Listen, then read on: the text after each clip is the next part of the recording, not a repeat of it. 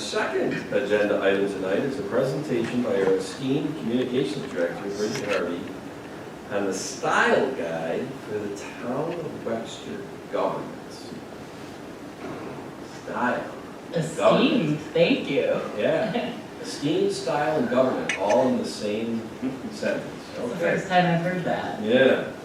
Well, thank you for having me back here. I'm happy to share the final draft of our style guide. Just to reiterate, a style guide is a document that outlines best practices for maintaining consistency throughout communications across an organization. So what that means for our style guide here at the town of Webster is that it provides recommendations for Webster employees and other representatives of the town on key elements when considering creating, publishing, and distributing content and materials on behalf of the town of Webster. So what's the purpose of a style guide for the town of Webster? The purpose for the style guide is to expand consistency through internal and external communications distributed by us and those who are acting on our behalf. By promoting consistency, we avoid making our audiences reinterpret our words over and over, and we help residents and other consumers of our content best understand what we're trying to say in our messages. Some of the topics that were addressed in the style guide are our audience, general editorial style, formatting, capitalization, treatment of names. So what this dovetails into is an initiative I'm very excited about, which is the creation of brand guidelines. So what brand guidelines are is updating and looking for a unified brand and look for materials that are branded coming from the town of Webster. So how this begins is with a brief survey that will be going out to all users or all staff members of the town of Webster regarding the current branding and use of branded materials. From there, a group of staff members who have volunteered to work on this initiative will start meeting to take some of that feedback and turn it into a plan for updating our branding to make it consistent across the boards. We have several departments who are currently using different letterhead and other branding throughout their print and digital collateral, and we're looking to create some parity across the board with that to help the trustworthiness of our brand and add some continuity across the organization. So what are some of these elements that are addressed in a branding guideline set? That's color value use, typeface, scaling and sizing of logos, scaling and sizing and use of the town seal, letterhead, all those things that you think of when thinking of marketing materials for the town. Going back to the style guide, that is going to be posted, and eventually the brand guidelines will be too, on our website for viewing by the public and even for adaptations for other brands and organizations. And I am happy to answer any questions about either of those initiatives. The format is pretty nice. You know, thank you for your time and effort for doing this. The only thing that I mentioned to you earlier, if we could just put like a friendly user for our the people to when they get into the website, because sometimes it's difficult. Yeah. And also if we have like a hidden gems here in Webster Village, which is the museum.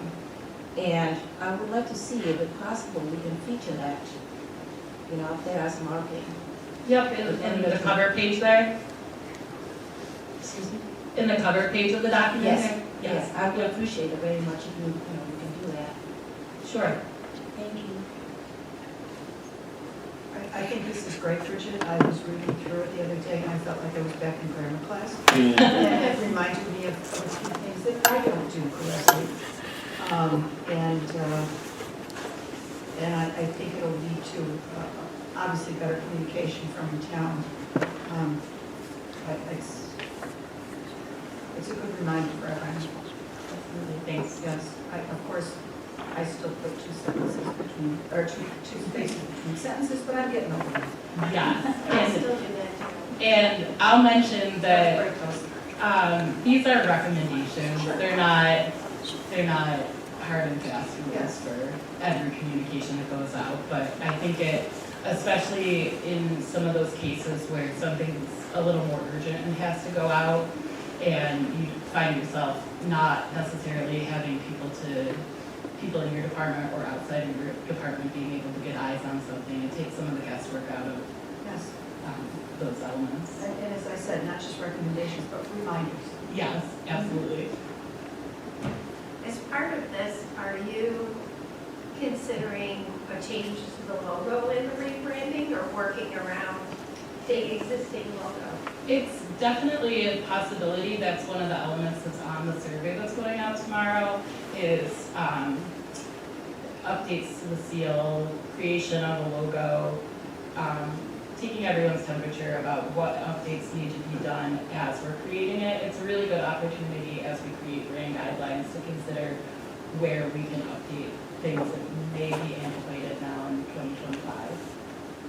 Sounds good. I've been through that with another organization, when we look at rebranding and changing logos and changing all of that, and it's quite a rabbit hole, I'm just going to say.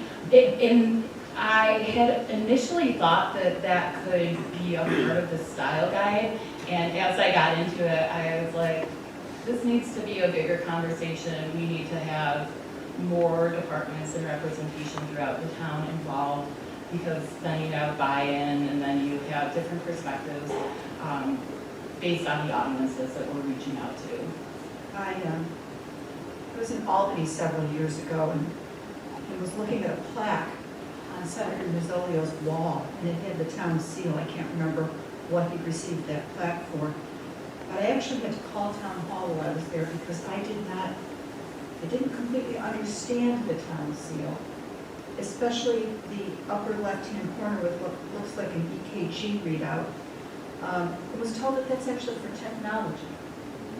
I always wondered, so thank you. Yes, and I have to say that today, as much as in the history of the town, that's pretty pertinent. Yeah, absolutely. So, just my 2 cents. Absolutely. Well, having been in a lot of these meetings, I've watched how Bridget's mind kind of came around with that, like, ooh, we better, like you said, but branding and logos and all that, that's a bigger issue. If we can get some consensus, blocking and tackling, get that good on the style guide, then we'll move on to that. And in the middle of it all, I hope you don't mind me saying, some of our departments have started to test AI. And I like the departments who are testing it, because they're very thoughtful on how they're testing it. And in cutting twice, measuring twice, cutting once. They are aware that this is a beta, for lack of better terms. And by no means, if anybody who jumps in and says, oh, I'll let AI write my letters and stuff, beware.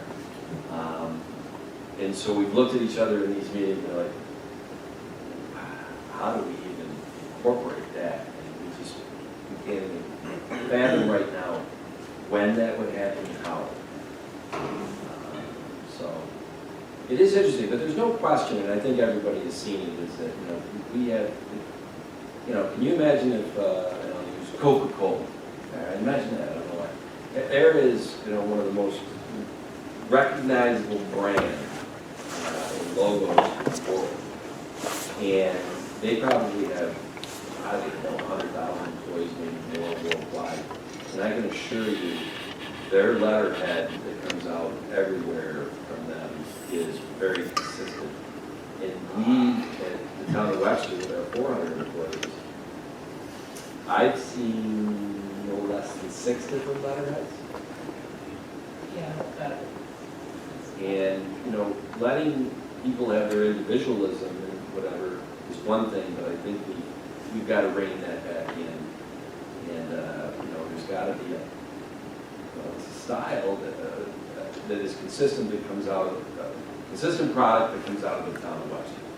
Regardless of whether it's the police department, Parks and Rec department, the highway department, the town clerk department, you gotta have some consistency there. I think Sure. anybody who's been involved in an organization knows why that should. And I'll speak to what you just said in terms of one of the questions that's included on the survey that will go out to staff. It speaks to if your department has branding that's distinct from the town, what is the benefit to the town for doing that? And with that question, I hope that we can work in some compromise or find those areas where that distinction is necessary. Certainly, I can think of the police department where that's a necessary Right. distinction. But other areas, maybe it's time that we migrate towards more parity between the town and the. Well done.